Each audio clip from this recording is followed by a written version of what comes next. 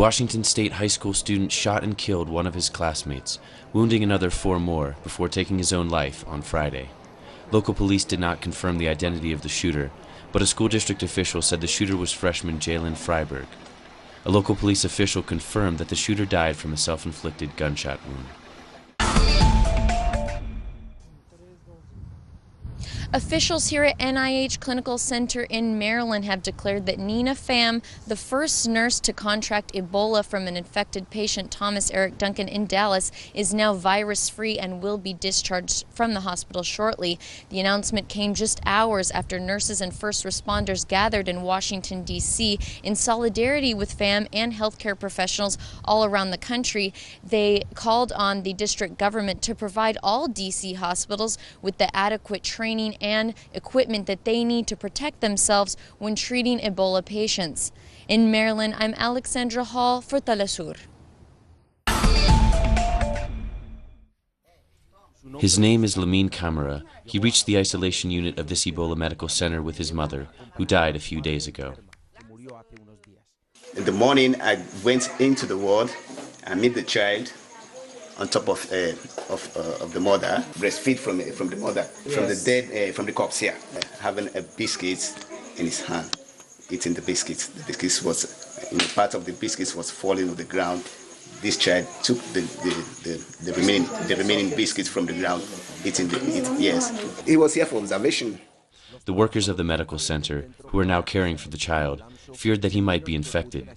Less than 21 days have passed since his mother died, and the child is still healthy.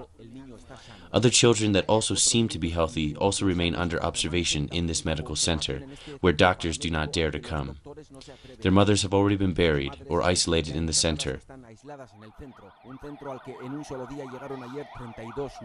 In the villages of the Bombali district and in other places, the threat of the epidemic adds to the poverty in which most people already live. We know that the world is watching this terrible epidemic, and we hope that they help us to improve the health services, education, and roads.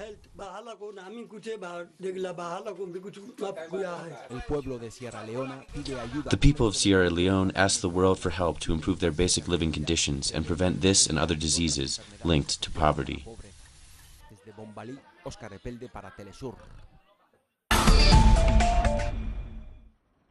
Feeling that their voice has not been heard, Mask Youth took control of the National University's TV channel, giving the mic to Ayotzinapa students who lament what they say has been little actual support from the authorities.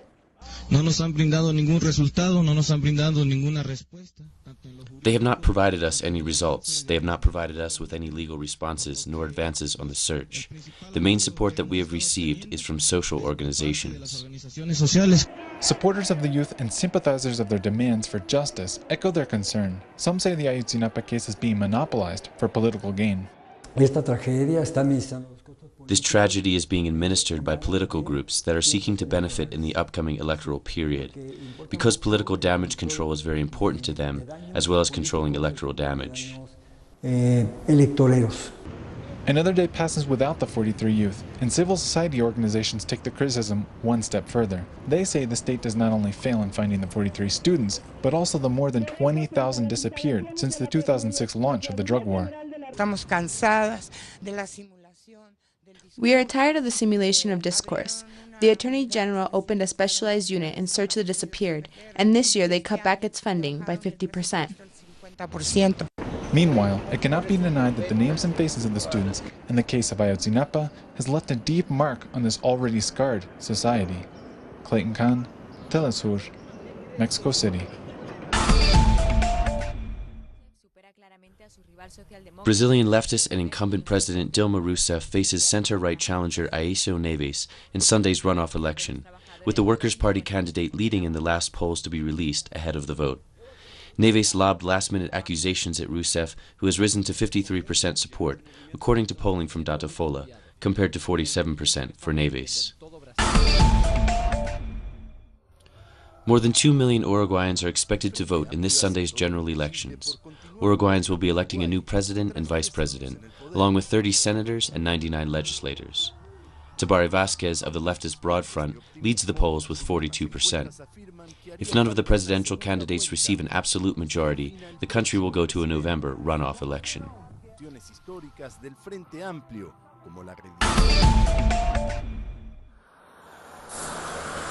Tensions remain high in Ukraine, with parliamentary elections scheduled across the country on Sunday. The country has been bitterly divided since the Western-backed Euromaidan movement overthrew the elected government of President Viktor Yanukovych in February.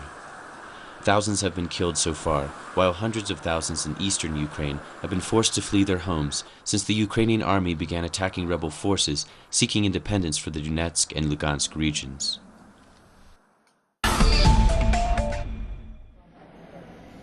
Authorities in Botswana began counting votes after the polls closed Friday, following a 2-hour extension to make up for early morning glitches.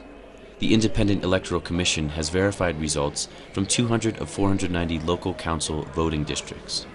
Approximately 800,000 voters participated in the parliamentary elections, which will determine the country's president.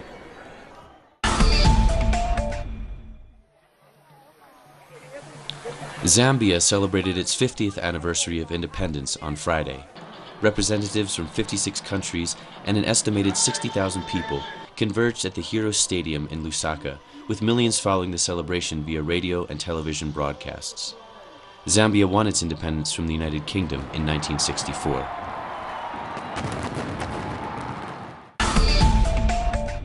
Facts that have marked the course of history. Productions designed in the English language and made for the English-speaking world.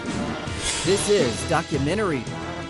Watch it on telesur.net/English. Telesur, wherever the news, you'll be there.